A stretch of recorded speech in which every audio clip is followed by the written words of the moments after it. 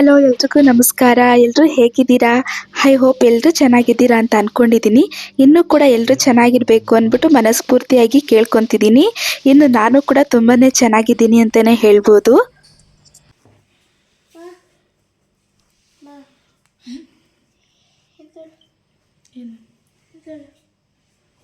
ಬೈಲಿ happy birthday. 12 ಗಂಟೆ ಆಗೋಯ್ತಾ? ಹ್ಯಾಪಿ ಬರ್ಡೇ ಅಮ್ಮ. Thank you. ಏನಪ್ಪ ಇವತ್ತು 12 ಗಂಟೆಗೆ ವಿಶ್ ಮಾಡ್ತಾ ಇದ್ದೀರಾ? ಕೇಕ್ ಎಲ್ಲ ತಂದಿದ್ದೀರಾ? ಎಸ್. ಯಾವುದು? ಯಾವಾಗ ತಗೊಂಡ್ಬಂದ್ರಿ? ನೆನ್ನೆ ನೈಟು. ನಾನೇನು ಮಾಡ್ತಿದ್ದೆ? ಮನೇಲಿದ್ದೆ. ಕೇಕ್ ತಂದಿರೋದು ಹೇಳಿಲ್ಲ? ಸರ್ಪ್ರೈಸ್. ಏನಪ್ಪ 2 ವರ್ಷದಿಂದ ಕೇಕ್ ಕಟ್ ಮಾಡಿಸಿ ಇವಾಗ ಕಟ್ ಮಾಡಿಸ್ತಾ ಇದ್ದೀರಾ? ಹಾಗೇನೆ. ಇಲ್ಲಿ ಮಂಚದ ಮೇಲೆ ಕಟ್ ಮಾಡಬೇಕಾ? ಎಸ್. ಹಾಂ ಬೇಡ, ಅಲ್ಲಿ ಇಟ್ಕೊಡಿ, ನಾನು ಹಂಗೆ ಇದು ಮಾಡೋಣ. ಬೇಡ ಅಲ್ಲಿ ಇದು ಮಾಡೋಣ. ಕರೆಕ್ಟಾಗಿ ಟೈಮ್ ಎಷ್ಟು ಇಡೋರ? 12 ಗಂಟೆ. ಒಂದು ಕಟ್ಟಿ.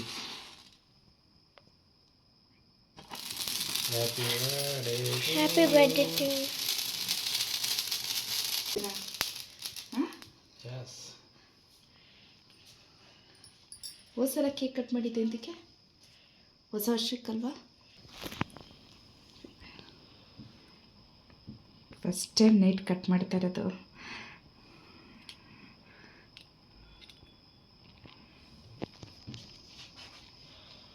Happy birthday.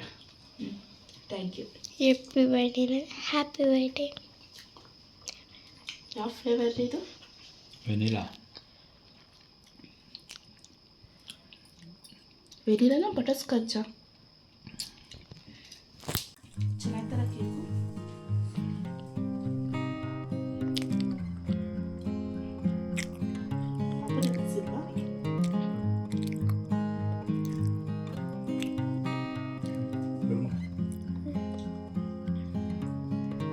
ಯಾವ ವರ್ಷ ನನಗೆ 12 ಗಂಟೆಗೆ ಸರ್ಪ್ರೈಸ್ ಆಗಿ ಬರ್ಡೇ ವಿಶಸ್ ತುಂಬಾ ಖುಷಿ ಆಯಿತು.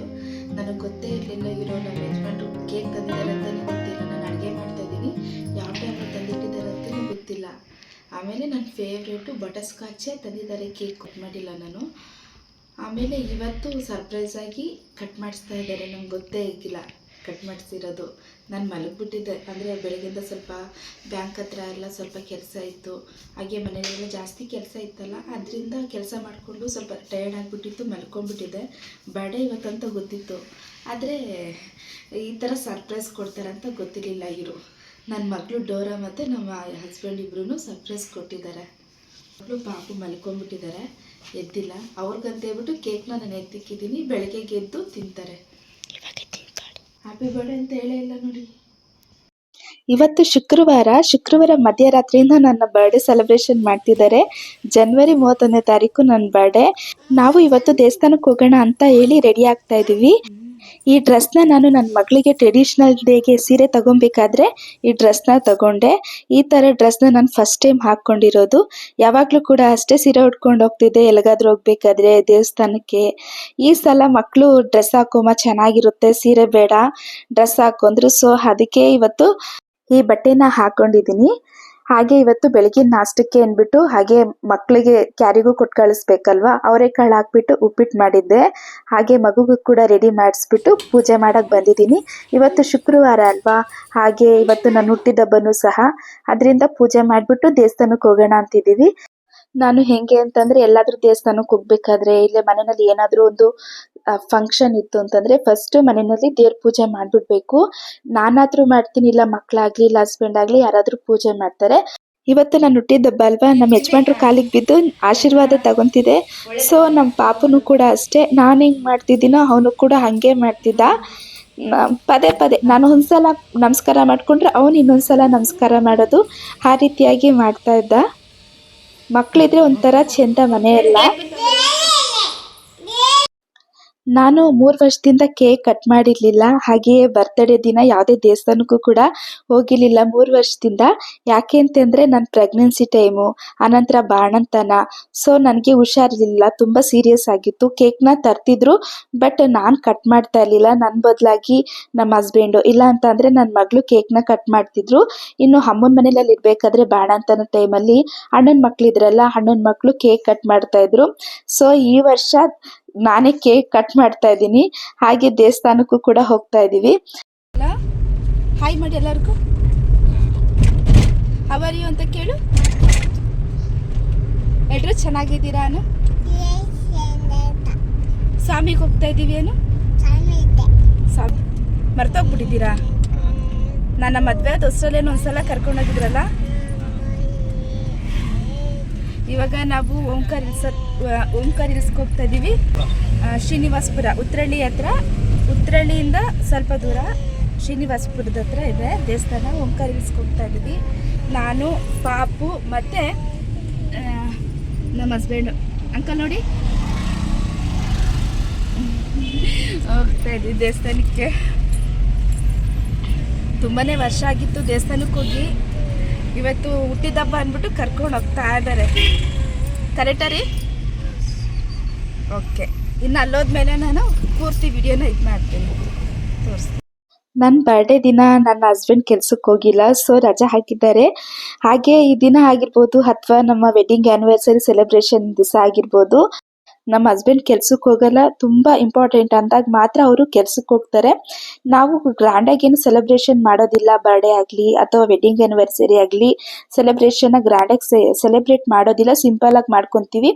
ನಾವು ಈ ದೇವಸ್ಥಾನಕ್ಕೆ 2ನೇ ಸಲ ಬರ್ತಿರೋದು. ಮದುವೆ ಆದ ಹೊಸದ್ರಲ್ಲಿ ಬಂದಿದ್ವಿ ಫಸ್ಟ್ ಟೈಮು. ಆನಂತರ ಇದು 2ನೇ ಸಲ ನಮ್ಮ ಪಾಪು ಜೊತೆ ಬರ್ತಿರೋದು.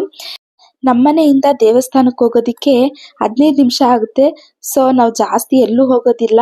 ಇತ್ತೀಚೆಗೆ ಅಂದರೆ ದೇವಸ್ಥಾನಗಳಿಗೆ ಮತ್ತು ಊರುಗಳಿಗೆ ಎಲ್ಲ ಹೋಗ್ತಾ ಇರೋದು. ಇಲ್ಲಿ ಫೈನಲಿ ರೀಚ್ ಆದ್ವಿ.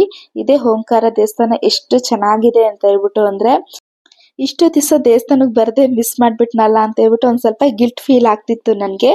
ಸೊ ಫೈನಲಿ ದೇವಸ್ಥಾನಕ್ಕೆ ಬಂದ್ವಿ. ಇಲ್ಲಿ ಓಂಕಾರ ದೇವಸ್ಥಾನದಲ್ಲಿ ಜ್ಯೋತಿಲಿಂಗೇಶ್ವರ ದೇವಸ್ಥಾನ ಇದೆ. ಎಷ್ಟು ಚೆನ್ನಾಗಿದೆ ಅಂದರೆ ಒಳಗಡೆ ಯಾವುದೇ ರೀತಿ ಸೌಂಡ್ ಇರೋದಿಲ್ಲ. ಹಾಗೆ ಒಳಗಡೆ ಯಾವುದೇ ರೀತಿ ಫೋಟೋ ಏನೂ ತೆಗಿಯೋಂಗಿಲ್ಲ. ದೇಶದ ಎಲ್ಲ ರಾಜ್ಯದಲ್ಲಿರುವ ಜ್ಯೋತಿರ್ಲಿಂಗಗಳನ್ನ ಇಲ್ಲಿ ಒಂದೇ ಜಾಗದಲ್ಲಿ ಪ್ರತಿಷ್ಠಾಪನೆ ಮಾಡಿದ್ದಾರೆ. ಈ ದೇವಸ್ಥಾನಕ್ಕೆ ಎಲ್ಲ ಕಡೆಯಿಂದ ಅಂದರೆ ಫಾರಿನ್ನು ಮತ್ತು ಎಲ್ಲ ಕಡೆ ರಾಜ್ಯದವರೆಲ್ಲ ಬರ್ತಾರಂತೆ. ಹಾಗೆ ಇಲ್ಲಿ ಒಂದು ವಿಶೇಷತೆ ಇದೆ, ನಾನು ಅದನ್ನು ನೆಕ್ಸ್ಟ್ ವಿಡಿಯೋದಲ್ಲಿ ನಾನು ನಿಮಗೆ ತಿಳಿಸ್ಕೊಡ್ತೀನಿ. ಇಲ್ಲಿ 12 ಜ್ಯೋತಿರ್ಲಿಂಗಗಳಿದ್ದಾವೆ. ಅಂದರೆ ಎಲ್ಲ ರಾಜ್ಯದಲ್ಲಿ ವೈದ್ಯನಾಥ ದೇವಸ್ಥಾನ ಇರ್ಬೋದು, ಕೇದಾರನಾಥ, ಎಲ್ಲ ಶಿವಲಿಂಗಗಳನ್ನು ಕೂಡ ಇಲ್ಲಿ ಪ್ರತಿಷ್ಠಾಪನೆ ಮಾಡಿದ್ದಾರೆ. ಇಲ್ಲಿ ಹೋದರೆ ಒಂಥರ ಮ್ಯಾಗ್ನೆಟಿಕ್ ಪವರ್ ಇದೆ ಅಂತಲೇ ಹೇಳ್ಬೋದು. ಹಾಗೆ ಇಲ್ಲಿ ಸುತ್ತಮುತ್ತ ಎಷ್ಟು ಚೆನ್ನಾಗಿದೆ ಗೊತ್ತಾ. ಇಲ್ಲಿ ನೋಡ್ತಾ ಇರ್ಬೋದು ಮಂದಿರ ಎಷ್ಟು ಹೆಂಗಿದೆ ಅಂತಂದರೆ ಚೆನ್ನಾಗಿದೆ. ಇಲ್ಲಿ ಗೋಶಾಲೆನೂ ಕೂಡ ಇತ್ತು. ಇಲ್ಲಿ ನಮ್ಮ ಪಾಪು ಚೆನ್ನಾಗಿ ಇಲ್ಲೇ ಒಂದು 15 ನಿಮಿಷ ಇಲ್ಲೇ ನಾವು ಟೈಮ್ ಸ್ಪೆಂಡ್ ಮಾಡಿದ್ವಿ. ಹಸುಗಳು ನಾವೇನಾದ್ರೂ ಕೊಡ್ತೀವಿ ಅಂತ ಹೇಳ್ಬಿಟ್ಟು ಏನೋ ಬಂತು, ಬಟ್ ನಾವೇನೂ ತಗೊಂಡು ಹೋಗಿರ್ಲಿಲ್ಲ. ಪೂಜೆ ಸಾಮಾನು ನಾವು ಹೋಗೋ ದಾರಿನಲ್ಲಿ ಹಿಂದೆಗಡೆ ಇತ್ತು, ಬಟ್ ನಾವು ನೋಡೇ ಇಲ್ಲ ಆ ಕಡೆ, ಯಾಕಂದ್ರೆ ವಿಡಿಯೋ ಮಾಡ್ತಾ ಇದ್ದೆ ನಾನು. ಸೊ ಹಾಗಾಗಿ ಮರ್ತೋಗ್ಬಿಟ್ಟೆ. ದೇವಸ್ಥಾನಕ್ಕೆ ಹೋಗಿ ಮನೆಯವ್ರ ಹೆಸರಲ್ಲೆಲ್ಲ ಅರ್ಚನೆ ಮಾಡಿಸ್ಕೊಂಡು ಪೂಜೆ ಮಾಡಿಸಿದ್ವಿ. ಇನ್ನು ನಮ್ಮ ಪಾಪು ಬಾ ಅಂದರೆ ಬರ್ತಾನೆ ಇರಲಿಲ್ಲ. ಸೊ ಒಂದು ಹಸು ಬಂತು, ಏನಾದರೂ ಕೊಡ್ತಾರೆ ಅಂದ್ಬಿಟ್ಟು ನಮ್ಮ ಪಾಪು ಎದ್ರುಕೊಂಡು ಹಾಗೆ ಬಂದಿಲ್ಲ.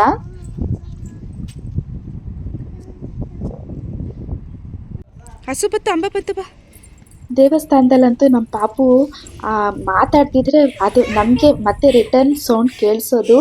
ಅಂದರೆ ಮಕ್ಳಿಗಂತೂ ತುಂಬಾ ಒಳ್ಳೆ ಜಾಗ ಅಂತ ಹೇಳ್ಬೋದು. ಫ್ಯಾಮಿಲಿ ಕೂಡ ಎಲ್ಲರೂ ಕೂಡ ಬರ್ಬೋದು. ಸುತ್ತಮುತ್ತ ಜಾಗ ಆಟಾಡೋದಕ್ಕೆ, ಓಡಾಡೋದಕ್ಕೆ ಎಲ್ಲದಕ್ಕೂ ಚೆನ್ನಾಗಿದೆ ಅಂತಲೇ ಹೇಳ್ಬೋದು. ಎಷ್ಟು ಖುಷಿ ಆಗ್ತಿದೆ ಗೊತ್ತಾ ದೇವಸ್ಥಾನಕ್ಕೆ ಬಂದು. ಇಲ್ಲಿ ಒಂಥರ ಪಾಸಿಟಿವ್ ವೈಬ್ಸ್ ಅನ್ನಂಗಿದೆ ಇಲ್ಲಿ ದೇವಸ್ಥಾನಕ್ಕೆ ಬಂದಮೇಲೆ, ಅಲ್ವಮ್ಮ ಅದೇ ಸ್ವಾಮಿ ಕೈಮಿಗೆ ಚೆನ್ನಾಗಿದೆ. ಇಲ್ಲಿ ಗಂಟೆ ಇಲ್ಲಿದೆ ರೀ, ಗಡಿಯಾರ ಇತ್ತಲ್ಲ ಇಲ್ಲಿ. ಇನ್ನು ಈ ದೇವಸ್ಥಾನದಲ್ಲಿ ದೊಡ್ಡ ಗಡಿಯಾರ ಇದೆ. ಹಾಗೆ ನೋಡ್ತಾ ಇರ್ಬೋದು 1 2 3 4 5 6 7 ಗೋಪುರ ಇದೆ. ಹಾಗೆ ಇಲ್ಲಿ ಧ್ಯಾನ ಮಂದಿರನೂ ಕೂಡ ಇದೆ.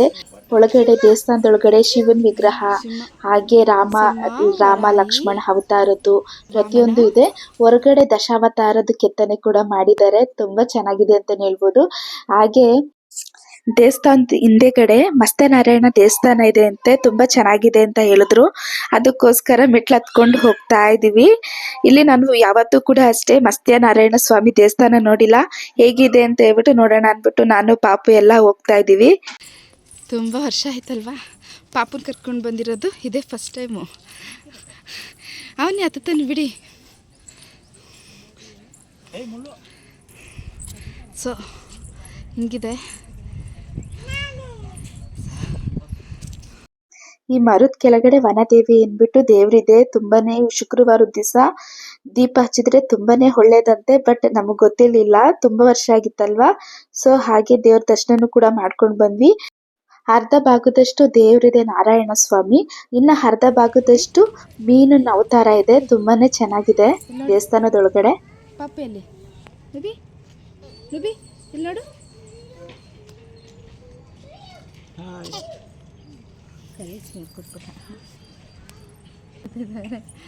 ಮತ್ಸ್ಯನಾರಾಯಣ ಸ್ವಾಮಿ ಚೆನ್ನಾಗೈತಲ್ಲ ದೇವಸ್ಥಾನ.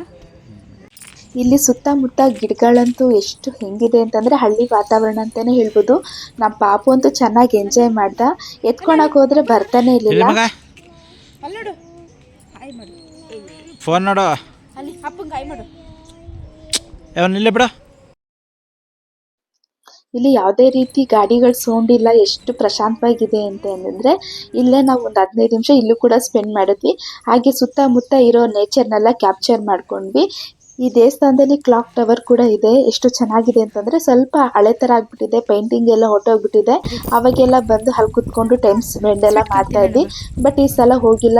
ಇನ್ನು ಮನೇಲೂ ಕೂಡ ಕೆಲಸ ಇದೆ. ಮಧ್ಯಾಹ್ನ ಆಯ್ತಲ್ಲ, ಪಾಪು ಊಟ ತಿನ್ನಿಸ್ಬೇಕು. ಇನ್ನೊಂದು ಸ್ವಲ್ಪ ಹೊತ್ತಾದ್ರೆ ಮಗು ಹತ್ತು ಬಿಡ್ತಾನೆ ಅಂದ್ಬಿಟ್ಟು ನಾವು ಮನೆಗೆ ಹೊರಟ್ವಿ. ಯಾರಾದರೂ ಓಂಕಾರೇಶ್ವರ ದೇವಸ್ಥಾನಕ್ಕೆ ಬರಬೇಕು ಅಂತಂದ್ರೆ ಬೆಳಿಗ್ಗೆ 7 ಗಂಟೆಯಿಂದ 12:45 ತನಕ ಇರುತ್ತೆ ಮಧ್ಯಾಹ್ನ. ನಂತರ 4 ಗಂಟೆಗೆ ಓಪನ್ ಆಗಿ ರಾತ್ರಿ 9 ಗಂಟೆಗೆ ಕ್ಲೋಸ್ ಮಾಡ್ತಾರೆ.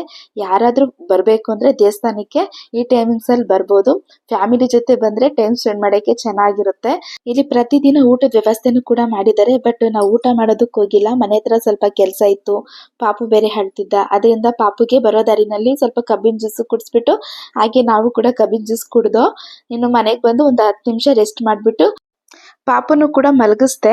ಅಷ್ಟರಲ್ಲಿ ನನ್ನ ಹಸ್ಬೆಂಡ್ ಇದಾರಲ್ಲ, ನನ್ನ ಹಾಗೆ ನನ್ನ ಮಗಳನ್ನ ಕರ್ಕೊಂಡು ಹೋದ್ರು. ಸೊ ಎಲ್ಲಾದ್ರೂ ಕರ್ಕೊಂಡು ಹೋಗ್ಬೋದು ಬೇರೆ ಪ್ಲೇಸ್ಗೆ ಅಂತ ಅನ್ಕೊಂಡಿದ್ವಿ. ಆದರೆ ಇವರು ಮೊಬೈಲ್ ಶೋರೂಮ್ ಮುಂದೆ ನಿಲ್ಲಿಸಿದ್ರು. ಯಾಕೆ ಅಂತ ಕೇಳಿದ್ದಕ್ಕೆ ಐಫೋನ್ ತಗೊಡ್ತೀನಿ ಅಂದರು. ಸೊ ನನಗೂ ಹಾಗೆ ನನ್ನ ಮಗಳಿಗೂ ಕೂಡ ತುಂಬಾ ಖುಷಿ ಆಯಿತು. ತುಂಬ ತಿಂಗಳಿಂದ ಐಫೋನ್ ತಗೋಬೇಕು ಅಂತ ಇದ್ದೆ. ಸೊ ಇವತ್ತು ನನ್ನ ಹಸ್ಬೆಂಡ್ ಸರ್ಪ್ರೈಸ್ ಆಗಿ ಗಿಫ್ಟ್ ಕೊಡಿಸಿದ್ದಾರೆ ಅಂತಲೇ ಹೇಳ್ಬೋದು. ಸೊ ಮೊಬೈಲ್ ಶೋರೂಮ್ಗೆ ಹೋದ್ಮೇಲೆ ನನಗೆ ಸ್ವಲ್ಪ ಕನ್ಫ್ಯೂಸ್ ಆಯಿತು ಯಾವ ಮೊಬೈಲ್ ತಗೋಬೇಕು ಅಂತ. ಆಗ ನನ್ನ ಹಸ್ಬೆಂಡೇ ಈ ಫೋನ್ನ ಸೆಲೆಕ್ಟ್ ಮಾಡಿದ್ರು. ಇನ್ನು ಅವರೇ ಫೋನ್ನ ಅನ್ಬಾಕ್ಸಿಂಗ್ ಮಾಡಿದ್ರು. ನನ್ನ ಹಸ್ಬೆಂಡ್ ಹೇಳಿದ್ರು, ನಿಂದೆ ಅಲ್ವಾ ಫೋನು, ನೀನೇ ಅನ್ಬಾಕ್ಸಿಂಗ್ ಮಾಡು ಅಂತ ಹೇಳಿದ್ರು. ನಾನು ಬೇಡ, ನಿಮ್ಮ ಕೈಗುಣ ಚೆನ್ನಾಗಿದೆ ಅಂತ ಹೇಳ್ಬಿಟ್ಟು ಅವ್ರ ಕೈಯಲ್ಲಿ ಅನ್ಬಾಕ್ಸಿಂಗ್ ಕೂಡ ಮಾಡಿಸ್ದೆ. ಹಾಗೆ ಮೊಬೈಲ್ ಫೋನ್ಗೆ ಪೌಚ್ ಕೂಡ ಬೇಕಾಗಿತ್ತು. ಹಾಗೆ ಲೆನ್ಸು, ಟೆಂಪರ್ ಗ್ಲಾಸ್ನ ಎಲ್ಲನೂ ಕೂಡ ಹಾಕ್ಸಿದ್ವಿ. ಒಂದೊಂದ್ಸಲ ಹೆಂಗಾಗುತ್ತೆ ಅಂದರೆ ನಮಗೆ ಗೊತ್ತಿಲ್ದಂಗೆ ಸರ್ಪ್ರೈಸ್ ಗಿಫ್ಟ್ ಕೊಟ್ಟಾಗ ಒಂಥರ ನಮಗೆ ಖುಷಿ ಆಗುತ್ತೆ ಅಂತಲೇ ಹೇಳ್ಬೋದು. ಕೆಲವೊಬ್ರಿಗೂ ಕೂಡ ಚಿಕ್ಕ ಚಿಕ್ಕ ವಿಷಯಗಳೆಲ್ಲ ಖುಷಿ ಪಡ್ತಾರೆ. ಅದರಲ್ಲಿ ನಮ್ಮ ಯಜಮಾನ್ರು ಈ ಥರ ಸರ್ಪ್ರೈಸ್ ಗಿಫ್ಟ್ ಕೊಟ್ಟಿದ್ದಾರೆ ಅಂದರೆ ನಿಜವಾಗ್ಲೂ ನನಗೆ ಎಷ್ಟು ಸಂತೋಷ ಆಯಿತು ಅಂದರೆ ತುಂಬಾ ಸಂತೋಷ ಆಯಿತು. ಇದು ಆ್ಯಪಲ್ ಫೋನು. ಇದ್ರದ್ದು ಫ್ಯೂಚರ್ಸ್ ಎಲ್ಲ ಬೇರೆ ರೀತಿಯೇ ಇರುತ್ತೆ ಅಂತಲೇ ಹೇಳ್ಬೋದು. ಮಾಮೂಲಿ ನಾವು ಡೈಲಿ ಯೂಸ್ ಮಾಡೋ ಫೋನ್ಗಿಂತನೂ ಹಾಗೆ ಈ ಐಫೋನ್ಗೂ ತುಂಬಾ ವ್ಯತ್ಯಾಸ ಇದೆ ಅಂತಲೇ ಹೇಳ್ಬೋದು. ಅಂದರೆ ಸ್ವಲ್ಪ ಸ್ಟಾರ್ಟಿಂಗಲ್ಲಿ ಕಷ್ಟ ಆಗುತ್ತೆ, ಆನಂತರ ಹೋಗ್ತಾ ಹೋಗ್ತಾ ಐಫೋನ್ನ ಯೂಸ್ ಮಾಡೋದು ಈಸಿ ಅಂತಲೇ ಅನ್ಕೋಬೋದು. ನನಗಂತೂ ಐಫೋನ್ ಹೆಂಗೆ ಯೂಸ್ ಮಾಡೋದು ಅಂತ ಗೊತ್ತೇ ಆಗ್ತಾ ಇರಲಿಲ್ಲ. ಯಾಕಂದರೆ ಸ್ವಲ್ಪ ಕಷ್ಟ ಆಯಿತು ಅಂತಲೇ ಹೇಳ್ಬೋದು. ಯಾಕಂದರೆ ನಾನು ಯಾವತ್ತೂ ಐಫೋನ್ನ ಯೂಸ್ ಮಾಡಿರಲಿಲ್ಲ. ಇದೇ ಫಸ್ಟ್ ಟೈಮ್ ಯೂಸ್ ಮಾಡ್ತಾ ಇರೋದು ಐಫೋನ್ನ.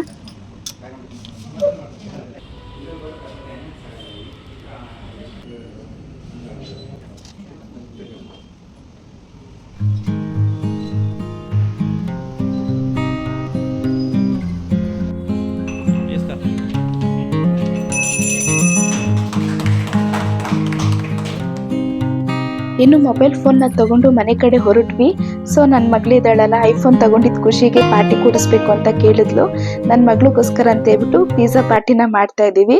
ಸೊ ಇವತ್ತು ಪಾನಿಪುರಿ ಹಾಗೆ ಪಿಜ್ಜಾ, ಐಸ್ ಕ್ರೀಮ್ಸ್ ಎಲ್ಲನೂ ಕೂಡ ನನ್ನ ಮಗಳಿಗೆ ಕೊಡಿಸ್ದೆ. ಪಿಜ್ಜಾ ಚೆನ್ನಾಗಿತ್ತು ಅಂದ್ಬಿಟ್ಟು ನನ್ನ ಮಗಳು ಇನ್ನೊಂದು ಕೂಡ ಆರ್ಡ್ರ್ ಮಾಡಿ ತಿಂದ್ಲು. ನನ್ನ ಮಗಳು ಹೊರಗಡೆ ಬಂದಾಗ ಏನಾದರೂ ಕೊಡಿಸ್ಲೇಬೇಕು. ಏನಾದರೂ ಕೊಡಿಸ್ದೇ ಇದ್ರೆ ಅವಳು ಮನೆಗೆ ಬರೋದಿಲ್ಲ. ಹಠ ಹಿಡ್ದಾದ್ರೂ ಅವ್ರ ಅಪ್ಪನ ಕೇಳಿ ಏನಾದರೂ ಕೊಡಿಸ್ಕೊಂಡು ತಿಂತಾಳೆ. ಅವ್ರ ಅಪ್ಪನೂ ಕೂಡ ಅಷ್ಟೇ, ಹಿಂದೆ ಮುಂದೆ ನೋಡಲ್ಲ. ಮಗಳು ಏನು ಕೇಳಿದ್ರು ಕೂಡ ಕೊಡಿಸ್ಬಿಡ್ತಾರೆ. ಹೆಣ್ಮಕ್ಳಿಗೆ ಅಪ್ಪಂದಿರು ಇದ್ಬಿಟ್ರೆ ಸಾಕು, ಹೊರಗಡೆ ಬಂದಾಗ ಒಂಥರ ಹಕ್ಕಿಗಳ ಥರ ಹಾರಾಡ್ಕೊಂಡಿರ್ತಾರೆ. ಏನು ಬೇಕಾದರೂ ಕೊಡಿಸ್ತಾರೆ ಅಪ್ಪಂದಿರು ಅಂದ್ಬಿಟ್ಟು ಅವ್ರ ಮೈಂಡಲ್ಲಿ ಕುತ್ಕೊಂಡ್ಬಿಟ್ಟಿರುತ್ತೆ. ಇವತ್ತು ನೈಟ್ ಡಿನ್ನರ್ ಮಾಡೋಕ್ಕೆ ಅಂದ್ಬಿಟ್ಟು ಸ್ವಲ್ಪ ಕೆಲವೊಂದು ಐಟಮ್ಸ್ಗಳು ಬೇಕಾಗಿತ್ತು. ಅದಕ್ಕೋಸ್ಕರ ಅಂತ ಶಾಪ್ ವೇಲ್ಗೆ ಬಂದಿದ್ವಿ. ಇಲ್ಲಿ ಬೇಕಾಗಿರೋದನ್ನ ಮಾತ್ರ ತಗೊಂಡು ಹಾಗೆ ಮನೆ ಕಡೆ ಹೊರಟ್ವಿ. ಮನೆಯೆಲ್ಲ ನೋಡಿ ಎನ್ಕರೇಜ್ ಮಾಡಿ ಕೊಟ್ಟಿದ್ದಾರೆ. ಮನೆಗೆ ಬರೋಷ್ಟರಲ್ಲಿ ಸುಮಾರು 4 ಗಂಟೆ ಆಯಿತು ಅಂತಲೇ ಹೇಳ್ಬೋದು. ಸ್ವಲ್ಪ ರೆಸ್ಟ್ ಮಾಡಿ ಕಾಫಿ ಮಾಡ್ಕೊಂಡು ಕುಡಿದು ಡಿನ್ನರ್ನ ಪ್ರಿಪೇರ್ ಮಾಡ್ತಾ ಇದ್ದೀನಿ. ಇವತ್ತು ಬರ್ಡೇ ಅಲ್ವಾ, ಇವಾಗ ನನಗೋಸ್ಕರ ಅಲ್ದಿದ್ರು ಮಕ್ಳಿಗೋಸ್ಕರ ಅಂತೂ ಮಾಡಲೇಬೇಕು. ಅದಕ್ಕೆ ನಾನು ಮಶ್ರೂಮ್ ಬಿರಿಯಾನಿ ಮಾಡ್ತಾಯಿದ್ದೀನಿ ಇವಾಗ. ಆಮೇಲೆ ಹಾಗೆ ಮಶ್ರೂಮ್ ಬೈಟ್ಸ್ ಅಂತ ಹೇಳ್ಬಿಟ್ಟು ಮಾಡ್ತಾಯಿದ್ದೀನಿ. ಅಂದರೆ ಇವತ್ತು ನಾನ್ ವೆಜ್ ಮಾಡಬೇಕಾಯಿತು, ಬಟ್ ನಾನ್ ವೆಜ್ ಮಾಡಿಲ್ಲ. ಯಾಕೆಂತಂದರೆ ನಾಳೆ ಶನಿವಾರ ಅಲ್ವಾ, ಜಾಸ್ತಿ ಉಳಿದ್ಬಿಟ್ರೆ ಇವಾಗ ಶುಕ್ರವಾರ ಮಾಡ್ತೀವಿ. ಶುಕ್ರವಾರ ಮಾಡಿದಾಗ ಉಳಿಯುತ್ತೆ, ಬಿಸಾಕಬೇಕಾಗುತ್ತೆ. ಅದಕ್ಕೆ ಏನಕ್ಕೆ ಬಿಸಾಕಬೇಕು ಅಂದ್ಬಿಟ್ಟು ಇವಾಗ ಅಂದರೆ ಒನ್ ಟೈಮ್ಗೆ ಇವಾಗ ಮಶ್ರೂಮ್ ಹಾಕಿ ಬಿರಿಯಾನಿ ಮಾಡ್ಕೊಂಡ್ಬಿಡ್ತೀನಿ. ಉಳಿದಿದ್ರೆ ಬೆಳಗ್ಗೆಗೂ ಸಹ ಮಕ್ಕಳು ತಿನ್ಕೊಂಡು ಸ್ಕೂಲ್ಗೆ ಹೋಗ್ತಾರೆ. ಆಮೇಲೆ ಮಸಾಲೆ ರೆಡಿ ಮಾಡ್ಕೊಂಡ್ಬಿಡೋಣ ಅಂತ ಹೇಳ್ಬಿಟ್ಟು ಮಾಡ್ಕೊತಾ ಇದ್ದೀನಿ. ಮೊದಲು ಈರುಳ್ಳಿ ಕಟ್ ಮಾಡ್ಕೊಂಡ್ಬಿಡ್ತೀನಿ.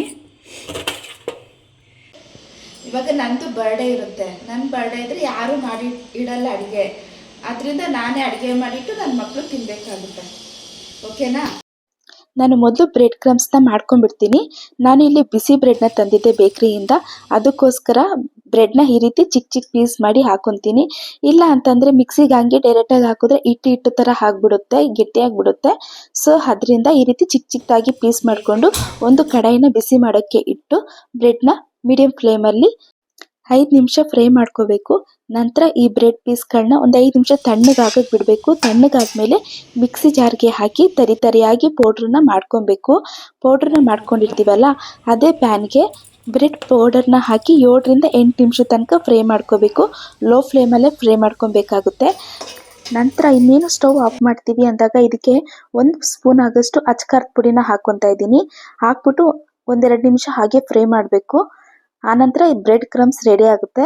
ಬ್ರೆಡ್ ಕ್ರಮ್ಸ್ ಹೇಗಾಗಿದೆ ಅಂತ ಹೇಗೆ ಗೊತ್ತಾಗುತ್ತೆ ಅಂತಂದರೆ, ಅದು ನಮಗೆ ಫುಲ್ಲು ಪುಡಿ ಥರ ಆಗುತ್ತೆ. ಮುಟ್ಟಿದ್ರೆ ಕ್ರಿಸ್ಪಿನೆಸ್ ಇರುತ್ತೆ. ನಾನು ಕೆಲವೊಂದು ಪ್ರಾಡಕ್ಟ್ಗಳನ್ನ ತಂದಿದ್ದೆ ಶಾಪ್ ವೇಲಿಂದ, ಅದನ್ನು ಕೂಡ ತೋರಿಸೋಣ ಅಂದ್ಬಿಟ್ಟು ನಾನು ತೋರಿಸ್ತಾ ಇದ್ದೀನಿ. ಇದು ಹೋಳಿಗೆ ಪೇಪರು, ಇದು ಬಟರ್ ಪೇಪರ್, ಕೇಕ್ ಎಲ್ಲ ಮಾಡೋದಕ್ಕೆ ಆಯಿತು. ಹಾಗೆ ಜಾಮೂನ್ ಪ್ಯಾಕೆಟ್ ತಂದಿದ್ದೀನಿ, ಬೈ 1 get 1 ಫ್ರೀ. ಹಾಗೆ ಪನ್ನೀರು, ಚೀಸ್, ಇದು ಬಂದ್ಬಿಟ್ಟು ಪನ್ನೀರ್, ಇದು ಚೀಸ್, ಬಟರು, ಪನ್ನೀರ್, ಬಟರು,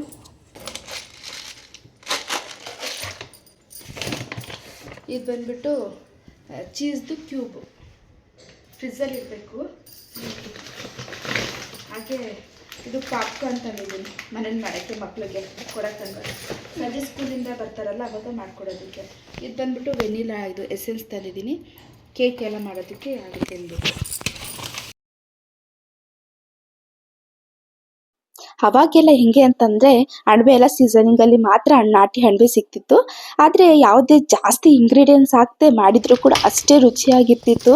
ಆದರೆ ಇವಾಗ ಹೆಂಗೆ ಅಂತಂದರೆ ತಿನ್ನಬೇಕು ಅಂತ ಅನ್ನಿಸ್ದಾಗ ಆರ್ಡ್ರ್ ಮಾಡೋದು ಅಥವಾ ಬೆಳೆದಿರೋಂತಹ ಫಾರಮ್ ಅಣಬೆನ ತಂದು ನಾವು ಅಡುಗೆ ಮಾಡ್ತೀವಿ. ನನಗೆ ಹೆಂಗೆ ಅಂತಂದರೆ ನಾಟಿ ಅಣಬೆ ಸಿಕ್ಕಿದ್ರೆ ಅದರಿಂದ ಮಟನ್ ಸಾಂಬಾರು ಮಾಡ್ತೀವಲ್ಲ, ಅದೇ ಥರ ಮಸಾಲೆ ಹಾಕಿ ಆದರೆ ಕಡಿಮೆ ಇಂಗ್ರೀಡಿಯೆಂಟ್ಸು, ಕಡಿಮೆ ಮಸಾಲೆ ಹಾಕಿ ಸಾಂಬಾರು ಮಾಡೋದು ಅಂದರೆ ನನಗೆ ತುಂಬಾ ಇಷ್ಟ. ಈ ರೀತಿ ನಿಮಗೂ ಕೂಡ ಅನಿಸಿದ್ರೆ ನನಗೆ ಕಮೆಂಟಲ್ಲಿ ತಿಳಿಸಿ. ಇದು ಒಳಗಡೆ ಇದೆಯಲ್ಲ, ಒಳಗಡೆ ಸ್ವಲ್ಪ ಫ್ರೈ ಮಾಡಿಟ್ಕೊಂಡಿರ್ತೀನಲ್ಲ, ಅದನ್ನು ಒಳಗಡೆ ಸ್ಟಫ್ ಮಾಡ್ಕೊತೀನಿ. ನಾನು ಮಶ್ರೂಮ್ ಚೀಸ್ ಬೈಟ್ಸ್ ಮಾಡೋಕ್ಕೆ ಹಾಗೆ ಮಶ್ರೂಮ್ ಬಿರಿಯಾನಿ ಮಾಡೋಕ್ಕೆ ಟೋಟಲ್ 600 ಗ್ರಾಮಗಷ್ಟು ಅಣಬೆನ ತಗೊಂಡಿದ್ದೀನಿ. ಅಣಬೆಗೆ ಛತ್ರಿ ಆಕಾರ ಇರುತ್ತಲ್ಲ, ಅದನ್ನೆಲ್ಲ ಸ್ಟಫಿಂಗ್ ಇಡ್ತೀನಿ. ಹಾಗೆ ಉಳಿದಿದ್ದನ್ನು ನಾನು ಬಿರಿಯಾನಿ ಮಾಡ್ತಾಯಿದ್ದೀನಿ. ನಾನು ಮಶ್ರೂಮ್ ಬಿರಿಯಾನಿ ಮಾಡೋಕ್ಕೆ ಈರುಳ್ಳಿ ಎಲ್ಲ ಕಟ್ ಮಾಡ್ಕೊಂಡಿದ್ದೀನಿ. ಹಾಗೆ ಹಸಿಮೆಣಸಿಕಾಯಿಗಳನ್ನೆಲ್ಲ ಕೂಡ ಕಟ್ ಮಾಡಿ ಇಟ್ಕೊಂಡಿದ್ದೀನಿ. ಮೊದಲಿಗೆ ಒಂದು ಕುಕ್ಕರ್ಗೆ ಎಣ್ಣೆ ಹಾಕಿ ಚಕ್ಕೆ, ಲವಂಗ, ಕಲ್ಲು, ಕಸೂರಿ ಮೇಥಿ, ಜಾಪತ್ರೆ, ಪಲಾವ್ ಎಲೆ, ಮೆಣಸು ಹಾಕಿ ಅಂದರೆ ಎಲ್ಲ ಹೋಲ್ ಸ್ಪೈಸಸ್ನ ಹಾಕಿ ಫ್ರೈ ಮಾಡ್ಕೊತಾ ಇದ್ದೀನಿ. ಯಾವಾಗಲೂ ಕೂಡ ಅಷ್ಟೇ ಮೀಡಿಯಂ ಫ್ಲೇಮಲ್ಲೇ ಮಾಡ್ಕೊಬೇಕು, ಇಲ್ಲಾಂದರೆ ಸೀದೋದಂಗೆ ಆಗ್ಬಿಡುತ್ತೆ. ಇಲ್ಲಿ ಕಟ್ ಮಾಡಿ ಇಟ್ಕೊಂಡಿರೋಂತಹ ಮೆಣಸಿನ್ಕಾಯಿ ಹಾಗೆ ಕಟ್ ಮಾಡಿದಂತಹ ಈರುಳ್ಳಿನ ಹಾಕಿ ಒಂದು 2 ನಿಮಿಷ ಫ್ರೈ ಮಾಡ್ಕೊತೀನಿ. ಈರುಳ್ಳಿ ಎಲ್ಲ ಮೀಡಿಯಂ ಫ್ಲೇಮಲ್ಲೇ ಫ್ರೈ ಆಗಬೇಕು. ನಂತರ ಒಂದು ಮಿಕ್ಸಿ ಜಾರ್ಗೆ ಕಟ್ ಮಾಡಿ ಇಟ್ಕೊಂಡಂತಹ ಈರುಳ್ಳಿ, ಶುಂಠಿ, ಬೆಳ್ಳುಳ್ಳಿ, ಜೀರಿಗೆ, ಕೊತ್ತಂಬರಿ, ಪುದೀನ ಹಾಗೆ ಟೊಮೊಟೊನ ಹಾಕಿ ಸ್ವಲ್ಪ ನೀರು ಹಾಕ್ಬಿಟ್ಟು ನಾನು ಮಸಾಲೆನೆಲ್ಲ ಚೆನ್ನಾಗಿ ರುಬ್ಕೊತೀನಿ.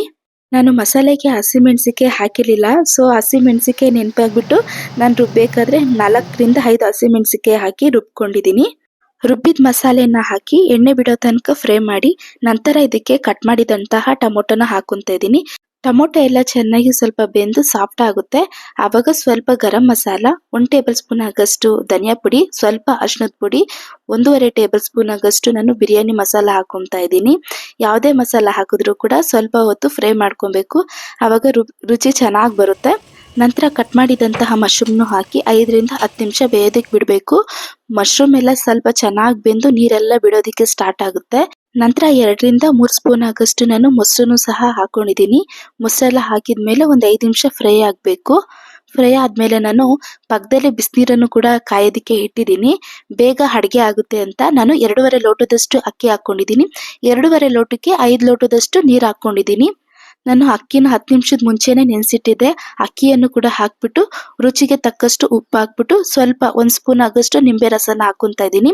ನಿಂಬೆ ರಸ ಹಾಕೊಳೋದ್ರಿಂದ ಅನ್ನ ಬಿಡಿಯಾಗಿ ಬರುತ್ತೆ. ಹಾಗೆ ನಾನು ಮೀಡಿಯಂ ಫ್ಲೇಮಲ್ಲಿ 1 ವಿಜಿಲ್ ಬಂದರೆ ಸಾಕು, ಮಶ್ರೂಮ್ ಬಿರಿಯಾನಿ ರೆಡಿ ಆಗುತ್ತೆ. ಅಷ್ಟರಲ್ಲಿ ನಾನು ರಾಯ್ತನೂ ಕೂಡ ಮಾಡಿಕೊಂಡೆ. ಇದಕ್ಕೆ ಈರುಳ್ಳಿ, ಕೊತ್ತಂಬರಿ, ಸೌತೆಕಾಯಿ, ಹಸಿಮೆಣಸಿನ್ಕಾಯಿ, ಸ್ವಲ್ಪ ಕ್ಯಾರೆಟ್ ತುರಿ ಹಾಗೆ ಮೊಸರು ಹಾಕ್ಕೊಂಡು ಸ್ವಲ್ಪ ಉಪ್ಪು ಹಾಕಿ ನೀರು ಹಾಕಿದ್ರೆ ರಾಯ್ತ ರೆಡಿ ಆಗುತ್ತೆ. ಇಲ್ಲಿ ನಾನು ಟೊಮೊಟೊ ಹಾಕಿಲ್ಲ, ಯಾಕಂದರೆ ಮೊಸರು ಸ್ವಲ್ಪ ಹುಳಿ ಇತ್ತು ಅಂತೇಳ್ಬಿಟ್ಟು ನಾನು ಟೊಮೊಟೊ ಹಾಕಿಲ್ಲ. ನಾನು ಮಶ್ರೂಮ್ ಚೀಸ್ ಬೈಟ್ಸ್ ಮಾಡ್ಕೊಳಕ್ಕೆ ಎಲ್ಲ ಪದಾರ್ಥಗಳನ್ನು ಕೂಡ ರೆಡಿ ಮಾಡಿ ಇಟ್ಕೊಂಡಿದ್ದೀನಿ. ಮೊದಲನೇದಾಗಿ ಚಿಕ್ಕದಾಗಿ ಕಟ್ ಮಾಡಿದಂತಹ ಈರುಳ್ಳಿ, ಕೊತ್ತಂಬರಿ, ಕ್ಯಾರೆಟ್ ತುರಿ ಹಾಗೆ ಕ್ಯಾಪ್ಸಿಕಮ್, ಚೀಸ್ನ ನಾನು ಈ ರೀತಿ ತುರಿದು ಇಟ್ಕೊಂಡಿದ್ದೀನಿ. ಎಲ್ಲ ಪದಾರ್ಥಗಳು ಕೂಡ ಅಷ್ಟೇ ಚಿಕ್ಕದಾಗಿರಬೇಕು, ಇಲ್ಲಾಂದರೆ ಮಶ್ರೂಮ್ ಒಳಗಡೆ ಸ್ಟಫ್ ಮಾಡೋದಕ್ಕಾಗೋದಿಲ್ಲ. ಎಲ್ಲನೂ ಸಹ ಒಂದು ಬೌಲ್ಗೆ ಹಾಕಿ ಇದಕ್ಕೆ ಚಿಲ್ಲಿ ಫ್ಲೇಕ್ಸು, ಆರ್ಗ್ಯಾನೋ ಯಾವುದಾದ್ರೂ ಸರಿ ಹಾಕೊಬೋದು. ಇವನ್ನೆಲ್ಲ ಹಾಕ್ಬಿಟ್ಟು ರುಚಿಗೆ ತಕ್ಕಷ್ಟು ಉಪ್ಪು ಹಾಕೋಬೇಕು. ಉಪ್ಪು ಹಾಕೊಬೇಕಾದ್ರೆ ಸ್ವಲ್ಪ ಕಡಿಮೆನೇ ಹಾಕೊಳ್ಳಿ. ಇವೆಲ್ಲವನ್ನು ಚೆನ್ನಾಗಿ ಮಿಕ್ಸ್ ಮಾಡ್ಕೊಬೇಕು, ಕೈಯಲ್ಲೇ ಮಿಕ್ಸ್ ಮಾಡ್ಕೊತೀನಿ ನಾನು, ಯಾಕೆಂತಂದ್ರೆ ಒಂದಕ್ಕೊಂದು ಚೆನ್ನಾಗಿ ಬೆರಿಬೇಕಲ್ವಾ. ಅದರಿಂದ ಇನ್ನೊಂದು ಬೌಲ್ಗೆ ಮೈದಾ ಹಿಟ್ಟು, ವೈಟ್ ಪೆಪ್ಪರ್ ಹಾಗೆ ಸ್ವಲ್ಪ ಉಪ್ಪು, ನೀರು ಹಾಕಿ ಒಂಚೂರು ಗಂಟಿಲ್ದಂಗೆ ಮಿಕ್ಸ್ ಮಾಡ್ಕೊಬೇಕು. ನೀರು ಜಾಸ್ತಿ ಆದರೆ ತುಂಬ ತಿಳಿಯೋಗ್ಬಿಡುತ್ತೆ. ಮಶ್ರೂಮ್ ಇದೆಯಲ್ಲ ಡಿಪ್ ಆಗೋದಿಲ್ಲ, ಕಚ್ಚೋದಿಲ್ಲ. ಅದರಿಂದ ಈ ರೀತಿ ಮಶ್ರೂಮ್ ಒಳಗಡೆ ಚೆನ್ನಾಗಿ ಮಿಕ್ಸ್ ಮಾಡಿಟ್ಕೊಂಡಿಂತಹ ಮಸಾಲೆನೆಲ್ಲ ಒಳಗಡೆ ಸ್ಟಫ್ ಮಾಡ್ಕೊಬೇಕು. ನಾನು ಮಶ್ರೂಮ್ ಚೀಸ್ ಬೈಟ್ಸ್ನ ಫಸ್ಟ್ ಟೈಮ್ ಟ್ರೈ ಮಾಡ್ತಾ ಇರೋದು, ಸೊ ಚೆನ್ನಾಗಿ ಬಂತು ಅಂತಲೇ ಹೇಳ್ಬೋದು. ಎಷ್ಟು ಟೇಸ್ಟಿಯಾಗಿತ್ತು ಅಂದರೆ ಹೇಳೋದಕ್ಕೆ ಆಗೋದಿಲ್ಲ. ಹಾಗೆ ಇದಕ್ಕೆ ಟೊಮೊಟೊ, ಕೆಚಪ್ಪು, ಮಯೋನೈಸ್ ಎರಡೂ ಸಹ ಮಿಕ್ಸ್ ಮಾಡಿಬಿಟ್ಟು ನಾವು ಮಶ್ರೂಮ್ ಬೈಟ್ಸ್ ಇದೆಯಲ್ಲ ಅದ್ರ ಜೊತೆ ತಿಂದರೆ ತುಂಬ ಟೇಸ್ಟಿಯಾಗಿರುತ್ತೆ. ನಾನೆಲ್ಲ ಮಶ್ರೂಮ್ಗೂ ಕೂಡ ಮಸಾಲೆನೆಲ್ಲ ಸ್ಟಫ್ ಮಾಡಿದ್ದೀನಿ. ಮಾಡಿಬಿಟ್ಟು ಮೈದಾ ಹಿಟ್ಟದು ಪೇಸ್ಟ್ ಇರುತ್ತಲ್ಲ ಅದನ್ನು ಇದಕ್ಕೆ ಡಿಪ್ ಮಾಡಿಬಿಟ್ಟು ಬ್ರೆಡ್ ಕ್ರಮ್ಸ್ನೆಲ್ಲ ಇದ್ರ ಮೇಲೆ ಹಾಕ್ಕೊತಾ ಇದ್ದೀನಿ. ಮತ್ತೆ ಇದನ್ನ ಇನ್ನೊಂದ್ಸಲ ಮೈದಾ ಹಿಟ್ಟಿನ ಪೇಸ್ಟ್ಗೆ ಡಿಪ್ ಮಾಡಬೇಕಾಗುತ್ತೆ, ಯಾಕೆಂತಂದ್ರೆ ಕ್ರಿಸ್ಪಿಯಾಗಿ ಕ್ರಂಚಿಯಾಗಿ ಬರುತ್ತೆ. ಸೊ ಅದರಿಂದ ಅದನ್ನು ಮತ್ತೆ ಇನ್ನೊಂದ್ಸಲ ಡಿಪ್ ಮಾಡಿಬಿಟ್ಟು ಮತ್ತೆ ಬ್ರೆಡ್ದು ಕ್ರಮ್ಸ್ ಇರುತ್ತಲ್ಲ ಮತ್ತೆ ಫುಲ್ಲು ಅಪ್ಲೈ ಮಾಡ್ಕೊಬೇಕಾಗುತ್ತೆ. ಎಲ್ಲ ಪೌಡ್ರೆಲ್ಲ ಅದ್ರ ಮೇಲೆ ಹಾಕ್ಕೊಂಡು ಎಲ್ಲ ಮಶ್ರೂಮ್ನು ಕೂಡ ನಾನು ರೆಡಿ ಮಾಡಿ ಇಟ್ಕೊಂಡಿದ್ದೀನಿ. ಒಂದು ಕಡಾಯಿಗೆ ಎಣ್ಣೆನೂ ಸಹ ಕಾಯಕ್ಕಿಟ್ಟಿದ್ದೀನಿ. ಇವಾಗ ಎಣ್ಣೆ ಚೆನ್ನಾಗಿ ಕಾದಿದೆ. 1 ಬೈ 1 ಆಗಿ ನಾನು ಮಶ್ರೂಮ್ ಬೈಟ್ಸ್ನೆಲ್ಲ ಹಾಕ್ಕೊತೀನಿ. ಮೀಡಿಯಂ ಫ್ಲೇಮಲ್ಲೇ ಮಾಡ್ಕೊಬೇಕಾಗುತ್ತೆ, ಇಲ್ಲ ಅಂತಂದ್ರೆ ಸೀದೋಗ್ಬಿಡುತ್ತೆ. ಮೇಲೆ ಎಲ್ಲ ಬೆಂದಿರೋ ಒಳಗಡೆ ಬೆಂದಿರೋದಿಲ್ಲ. ಅದರಿಂದ 2 ಕಡೆ ಮೀಡಿಯಂ ಫ್ಲೇಮಲ್ಲೇ ಫ್ರೈ ಮಾಡ್ಕೊತಾ ಇದ್ದೀನಿ. ನಾನಿಲ್ಲಿ ಮಶ್ರೂಮ್ ಬೈಟ್ಸ್ನೆಲ್ಲ ನಾನು 4 ಸಲ ಫ್ರೈ ಮಾಡ್ಕೊಂಡೆ, ಯಾಕೆಂತಂದ್ರೆ ಜಾಸ್ತಿ ಹಾಕಿದ್ರೆ ಆಗೋದಿಲ್ಲ, ಎಣ್ಣೆದಲ್ಲಿ ಬೇಯೋದಿಲ್ಲ. ಅದರಿಂದ 5-6 ಆ ರೀತಿಯಾಗಿ ನಾನು ಫ್ರೈ ಮಾಡ್ಕೊಂಡಿದ್ದೀನಿ. ನಾನು ಮಶ್ರೂಮ್ ಬಿರಿಯಾನಿನ ಲೋ ಫ್ಲೇಮಲ್ಲಿ ಇಟ್ಕೊಂಡು ಮಾಡ್ಕೊಂಡಿದ್ದೆ. ಎಷ್ಟು ಚೆನ್ನಾಗಾಗಿದೆ ಅಂದರೆ ಉದುರುದ್ರಾಗಿದೆ, ಒಂಚೂರು ಕೂಡ ಸೀದಿರಲಿಲ್ಲ. ಹಾಗೆ ನಾನು ಇಲ್ಲೊಂದು ಸ್ವಲ್ಪ ಎಣ್ಣೆ ಕಡಿಮೆನೇ ಹಾಕಿದ್ದೀನಿ. ಹಾಗೆ ರಾಯ್ತ ರೆಡಿ ಆಗಿದೆ, ಹಾಗೆ ಮಶ್ರೂಮ್ ಚೀಸ್ ಬೈಟ್ಸು ಕೂಡ ರೆಡಿ ಆಗಿದೆ. ಇಲ್ಲಿ ನಾನು ಮಯೋನೈಸ್ ಹಾಗೆ ಕೆಚಪ್ನ ಎರಡೂ ಕೂಡ ಮಿಕ್ಸ್ ಮಾಡಿ ಈ ರೀತಿ ಪೇಸ್ಟ್ ಥರ ಮಾಡಿಟ್ಕೊಂಡಿದ್ದೀನಿ. ಅಷ್ಟರಲ್ಲಿ ನನ್ನ ಹಸ್ಬೆಂಡು ಮತ್ತು ನನ್ನ ಮಗಳು ಕೇಕ್ನು ಕೂಡ ತಗೊಂಡು ಬಂದರು. ಪಾಪ ರಾತ್ರಿ ನೆದ್ದೆ ಇಲ್ಲ, ಕೇಕೆ ತಿಂದಿಲ್ಲ. ವಾ ಮೊನ್ನೆ ಇದ್ದಾರೆ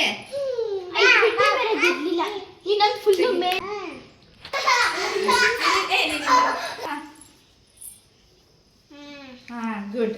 ಅನ್ಸ್ಲಾ ಹಚ್ತಾ ಅಮ್ಮ ಹಚ್ಚುತ್ತೆ. ನೀವೇ ಹಚ್ಚಿ. ಅದು ಬೇಡ. Happy birthday to you happy birthday to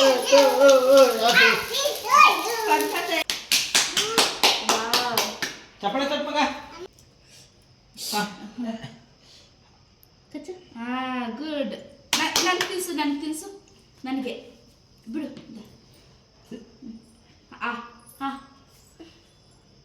ತಿನ್ಸು ನೀನು ಬಗ್ಗಿನ ಏನು ತಿನ್ನು.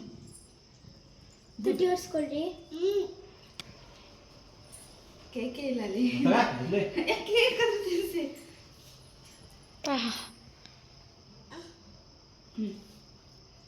ಯಾಕೋ ನೋಡಿದ್ದೆ. ಇದು ಅಜ್ಜಿ ಕೊಟ್ಟಿದ್ದಲ್ಲ.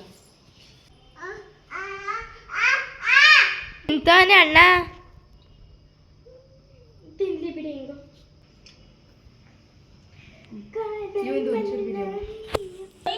ಅಣ್ಬೇದು ಒಂಚೂರು ತಿನ್ನೋಣ ನನಗೆ.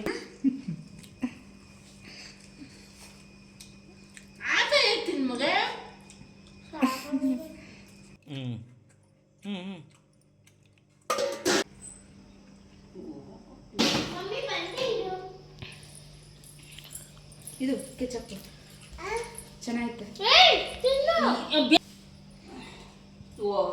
ಊಟ ತಿನ್ನ ನನಗೆ ಕೇಕ್ ಇಲ್ಲಿ. ಕೇಕ್ ಬೇಕಾ? ಸಾಕು ಸಾಕು. ಚೆನ್ನಾಗ್ತದೆ. ಆಯ್ತು. ಅಲ್ಲಿ ಕೊಡ್ತೀರಾ ಇಲ್ಲಿ ಕೊಡ್ತಾ ಇದ್ದೀರಾ?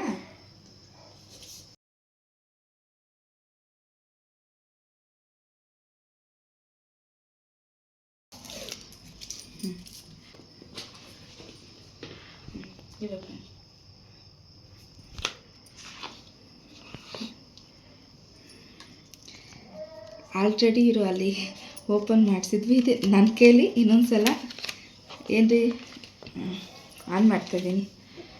ಇದೆ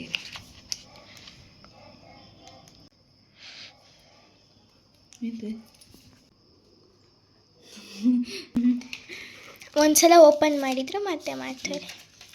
ಆ್ಯಂಡ್ ಇಟ್ಸ್ ಇದು ಶಾಪ್ಗೆ ನನಗೆ ಸರ್ಪ್ರೈಸ್ ಆಗಿ ಇದಕ್ಕೆ ಚಾರ್ಜಿಂಗ್ ವೇರ್ ಈ ರೀತಿ ಇದೆ. ಆ ಫೋನ್ ಮಾತ್ರ ಬೇರೆ ಚಾರ್ಜರ್ ಹಾಕಿ ಇದಕ್ಕೆ ಈ ರೀತಿ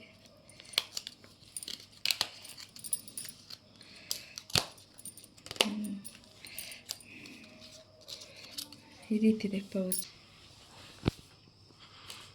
ಅಂದರೆ ಇವತ್ತು ನಾನು ಹುಟ್ಟಿದಬ್ಬ ಅಂದ್ಬಿಟ್ಟು ನಮ್ಮ ಯಜಮಾನ್ರೆ ಸರ್ಪ್ರೈಸ್ ಆಗಿ ಫೋನ್ ತೊಗೊಟ್ಟಿದ್ದಾರೆ. ಬೆಳಿಗ್ಗೆ ದೇವಸ್ಥಾನಕ್ಕೆ ಹೋಗಿದ್ವಿ. ದೇವಸ್ಥಾನಕ್ಕೆ ಹೋಗಿ ಬಂದ್ಬಿಟ್ಟು ಮನೆಗೆ ಬಂದ್ವಿ. ಪಾಪು ತುಂಬ ಅಳ್ತಿತ್ತು ಅಂದ್ಬಿಟ್ಟು ಮನೆಗೆ ಬಂದ್ವಿ. ಬಂದಾದ್ಮೇಲೆ ಮತ್ತೆ ನಡೀರಿ ಅಂತಂದು, ಸರಿ ಎಲ್ಲಾದರೂ ಕರ್ಕೊಂಡು ಹೋಗ್ಬೋದೇನೋ ಅಂದ್ಬಿಟ್ಟು ನಾನು ಮತ್ತು ನನ್ನ ಮಗಳು ಹೋದ್ವಿ ಜೊತೆಯಲ್ಲಿ. ಹೋದರೆ ಅವರು ಮೊಬೈಲ್ ಶೋರೂಮ್ ಮುಂದೆ ನಿಲ್ಲಿಸಿದ್ರು. ಆವಾಗ ಯಾಕೆ ನಿಲ್ಲಿಸಿದ್ದೀರಾ ಅಂತ ಕೇಳಿದೆ. ಅದಕ್ಕೆ ಅವರು ಅಂದರು. ಸೊ ನಂಗೆ ತುಂಬಾ ಖುಷಿ ಆಯಿತು. ಅಲ್ಲಿ ಹೋಗಿ ಅಂದರೆ ಫಸ್ಟೇ 16 Pro 16+ ಆ ರೀತಿ ಎಲ್ಲ ಇತ್ತು. ನಾನು ಇವತ್ತು 16+ ಫೋನ್ನ ತೊಗೊಂಡಿದ್ದೀನಿ. ನಂಗೆ ತುಂಬಾ ಖುಷಿ ಆಗ್ತಿದೆ. ಯಾಕೆ ಅಂತಂದರೆ ನಾನು ಫೋನು ಅಂದರೆ ನನ್ನ ಹತ್ರ ಸರಿಯಾಗಿ ಕ್ಲಾರಿಟಿ ಇರಲಿಲ್ಲ. ಇವಾಗ ವೀಡಿಯೋ ಮಾಡ್ತಾ ಇರ್ತೀವಲ್ಲ, ವೀಡಿಯೋ ಮಾಡ್ತಿದ್ದಾಗ ಏನಾಗ್ತಿತ್ತು, 1 ನಿಮಿಷ ಹಂಗೆ ರನ್ನಿಂಗ್ ಆಗ್ತಿತ್ತು, ಆಮೇಲೆ ಸ್ಟಾಪ್ ಆಗಿಬಿಡೋದು. ಅಂದರೆ ಪದೇ ಪದೇ ನಾವು ವೀಡಿಯೋನ ನೋಡೋದಕ್ಕಾಗೋದಿಲ್ಲ. ಆಮೇಲೆ ಸ್ಟೋರೇಜ್ ಕೂಡ ಅಷ್ಟೇ ತುಂಬಾ ಕಡಿಮೆ ಇತ್ತು. ಆಮೇಲೆ ಒಂದು ಸಲ ಫುಲ್ಲು ಬ್ಲರ್ ಥರ ಆಗಿಬಿಡೋದು ವಿಡಿಯೋ ಫುಲ್ಲು. ನಾವು ಏನೇ ಒಂದು ಕುಕ್ಕಿಂಗ್ ಮಾಡ್ತೀವಿ ಮೊಬೈಲೆಲ್ಲ ಬ್ಲರ್ ಥರ ಆಗಿಬಿಡೋದು. ಸರಿಯಾಗಿ ಕ್ಲಾರಿಟಿ ಇರಲಿಲ್ಲ ಫೋನು. ಅದರಿಂದ ನಾನು ಐಫೋನ್ ಬೇಕು ಅಂತಿದ್ದೆ. ಬಟ್ ಇವತ್ತು ನಾನು ಹುಟ್ಟಿದ ಹಬ್ಬದ ದಿವಸನೇ ನಮ್ಮ ಯಜಮಾನ್ರು ಐಫೋನ್ ಕೊಡಿಸಿದ್ದಾರೆ. ಇದು ನನ್ನ ಬರ್ಡೇಗೆ ಫಸ್ಟ್ ಗಿಫ್ಟ್ ಅಂತಲೇ ಹೇಳ್ಬೋದು. ಅಂದರೆ ಮಾಮೂಲಿ ಟೈಮ್ ಕೋಪ ಮಾಡಿ ಅವರೆಲ್ಲ ಕೇಕ್ ಕಟ್ಟಿಂಗ್ ಮಾಡಿಸ್ತಾಯಿದ್ರು.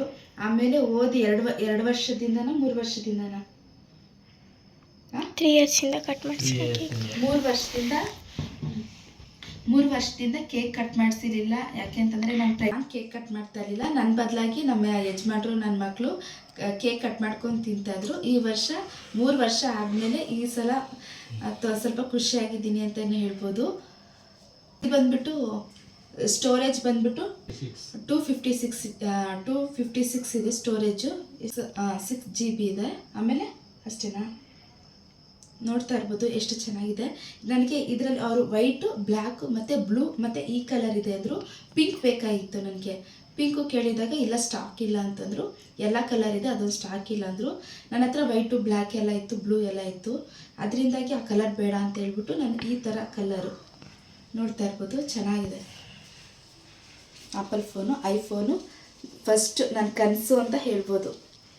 ಇವಾಗ ಒಂದು ಯೂಟ್ಯೂಬ್ ಮಾಡಬೇಕು ಅಂತಂದರೆ ಇವಾಗ ಎಲ್ಲರೂ ಒಂದು ಕ್ಲಾರಿಟಿ ನೋಡ್ತಾರೆ. ಯೂಟ್ಯೂಬಲ್ಲಿ ಕ್ಲಾರಿಟಿ ಇರಬೇಕು ಮತ್ತು ಚೆನ್ನಾಗಿರಬೇಕು. ಆ ಥರ ಇದ್ದಾಗ ಜನಗಳೆಲ್ಲರೂ ನೋಡ್ತಾರೆ. ಇದಾಗಿತ್ತು ಇವತ್ತಿನ ವ್ಲಾಗ್. ಈ ವಿಡಿಯೋ ಏನಾದರೂ ನಿಮಗೆ ಇಷ್ಟ ಆಗಿದ್ರೆ ಪ್ಲೀಸ್ ಒಂದು ಲೈಕ್ ಮಾಡಿ, ಶೇರ್ ಮಾಡಿ, ಹಾಗೆ ಸಬ್ಸ್ಕ್ರೈಬ್ ಮಾಡ್ಕೊಂಡೆ ನೋಡ್ತಿದ್ರೆ ಪ್ಲೀಸ್ ಸಬ್ಸ್ಕ್ರೈಬ್ ಮಾಡ್ಕೊಳ್ಳಿ. ಹಾಗೆ ನಿಮ್ಮ ಅನಿಸಿಕೆಗಳನ್ನ ಕಮೆಂಟಲ್ಲಿ ತಿಳಿಸಿ.